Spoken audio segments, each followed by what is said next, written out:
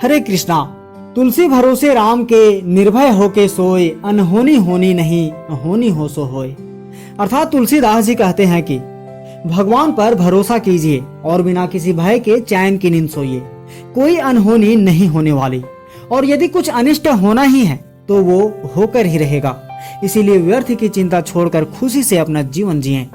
दोस्तों, हम में से कई लोग कल की चिंता करते हैं कि कल क्या होगा, और भविष्य की चिंता करके हम दुखी भी रहते हैं।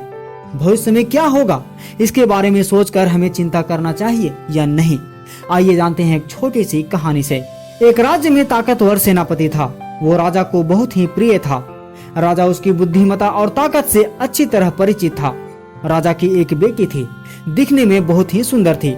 राजा की बेटी और सेनापति दोनों एक दूसरे से प्रेम करते थे। जब राजा को सेनापति और उसकी बेटी के बीच प्रेम के विषय में जानकारी हुई तो राजा आग बबूला हो उठा और उसने सेनापति को फांसी की सजा सुना दी। सेनापति को जिस दिन फांसी होनी थी उस दिन सभी लोग इकट्ठे हो गए। सेनापति फांसी के तख्ते पर खड़ा रोने लगा।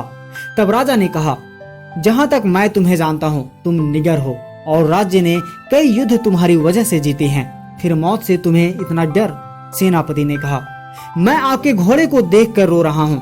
राजा ने कहा, ये घोड़े को देखकर भला क्यों रो रहे हो? सेनापति ने कहा, असल में कुछ समय पहले मैंने एक घोड़े के विषय में पढ़ा था कि एक विशेष तरह के घोड़े को उड़ना सिखाया जा सकता है। मैं काफी दिनों से उस घोड़े की तलाश में था, लेकिन आज आपके इन घोड़ों के बीच मुझे वो घोड़ा दिखाई दे रहा है जिसे उड़ना सिखाया जा सकता है।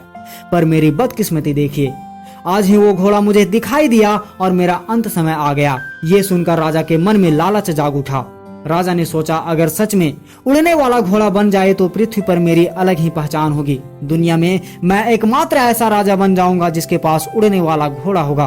राजा ने सेनापति से कहा, तुम्हारी फांसी की सजा टाली जा सकती है अगर तुम इसे उड़ने वाला घोड़ा बना दो, लेकिन तुम्हें ऐसा करने में कितना समय लगेगा, और तुम ये झूठ तो नहीं कह रहे हो ना? सेनापति ने कहा, मुझे 1 साल का समय लगेगा, तब घोड़े की ट्रेनिंग पूरी होगी और मैं आपसे झूठ कैसे कह सकता हूँ?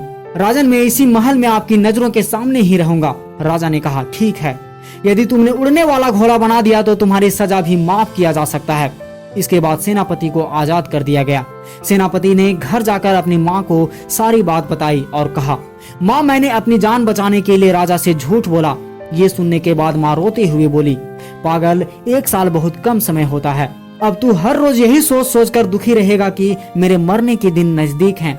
सेनापति ने कहा, माँ, मैंने सुना था कि कल क्या होने वाला है इसका अंदाजा कोई भी नहीं लगा सकता है। भविष्य में क्या होगा ये मैं नहीं जानता। अब आगे उस परमात्मा की इच्छा। और 1 साल होने से पहले ही युद्ध में राजा की मृत्यु हो गई। बीमारी की वजह से घोड़े की भी मौत हो जाती है और सेनापति को कुछ नहीं हुआ और राजा की बेटी से विवाह करके खुशी से रहने लगा। दोस्तों, भविष्य की चिंता करके हमें दुखी नहीं होना चाहिए। जो होना रहेगा वो तो होकर ही रहेगा। रामचरितमानस में कहा गया है, होई ही सोई जो राम रची राखा, को करी तर्क बढ़ावे शाखा। अर्थात जो कुछ भगवान ने रच रखा है वही होगा, तर्क करके कौन विस्तार बढ़ावे। अतः भविष्य के बारे में सोचकर हमें दुखी नहीं होना चाहिए। हरे कृष्णा, धन्यवाद।